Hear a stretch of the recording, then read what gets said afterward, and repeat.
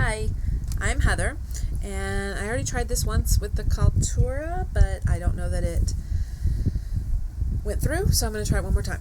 So I am going to do a personal anecdote for my video storytelling. So I was about 8 or 9 years old, and my family was living in Oklahoma at the time. And the house that we lived in, the backyard backed up onto this awesome dry creek bed, which, as you can imagine, was the most awesome natural playground ever.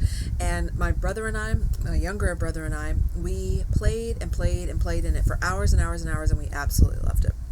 So this particular day, we were getting home from running errands, and we pulled into the driveway, and I jumped out of the awesome, super sweet 70s tricked out van that my family had at the time, and I noticed over at the curb that there was this little tiny mouse, and that little tiny mouse had obviously been attacked by something much larger than it was. So it was still alive.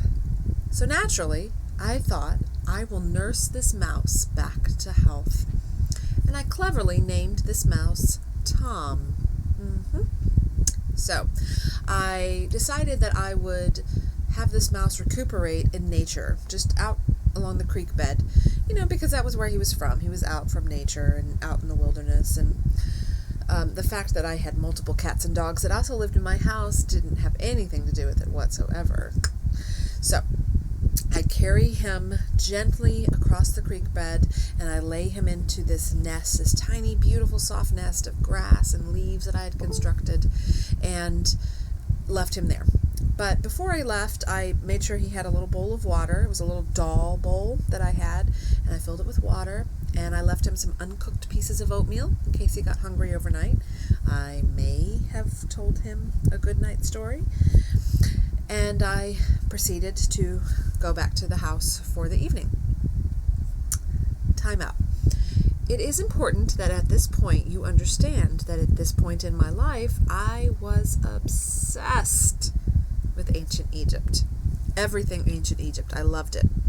I mean, obsessed. So obsessed, in fact, that I wanted to somehow arrange for King Tut to be reburied, to be hidden again somewhere out in the desert, so that I could rediscover him and his tomb.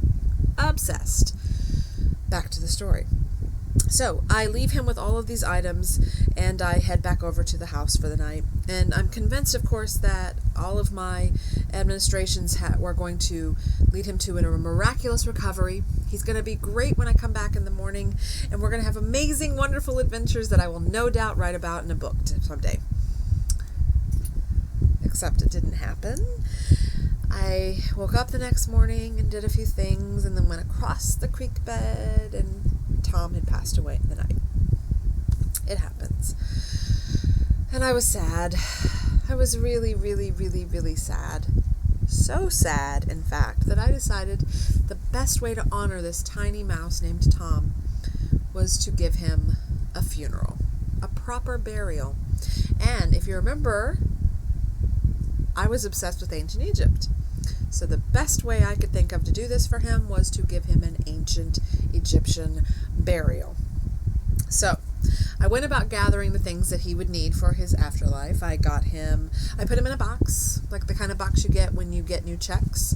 And I put some string in there and some more uncooked oatmeal and some pennies, because you need money in the mouse afterlife. And then, strangely, I also included this tiny, tiny little booklet version of John 3:16, the Bible verse, which makes perfect sense when you consider that I was performing a pagan ritual. Go with me. So I gather all of these things, and I prepare for the funeral, and I tried to enlist my brother, because when the ancient Egyptians buried their dead, they carried them aloft and took them to the tomb, but behind was a procession of people. So I asked my younger brother to be one of the procession of people, and he was all for it, until I told him that he was going to have to rub oil all over his skin and his face and then throw dirt on himself. He was out at that point. So I thought, I'm going to do it on my own because Tom deserves this. He's earned it. So I get everything ready. I break open this plant and I rub it all over my arms and my hands and my face. And then I throw dirt on myself. And then I carry him to his final resting place and I buried him. And I think I may have sung Amazing Grace. So the funeral ends and I go home. Right. So you're probably thinking right now, wait a minute. She was talking about breaking open a plant and rubbing it all over her hands and her arms and her face. So if you're thinking right now, oh my God, oh, please don't let that have been poison ivy. I'm so sorry to tell you that it was poison ivy. And I woke up the next morning completely red from the rash. And I was so itchy that all I wanted to do was go figure out a way that I could buy all new skin. And my mother, she didn't even have any idea I was doing the burial. So there was no way for her to tell me when I got home to wash myself 100,000 times so that I could get rid of everything that was on my skin. Not only could she not tell me to do that, but it turns out that she could not keep herself from laughing every time she looked at me for the next week.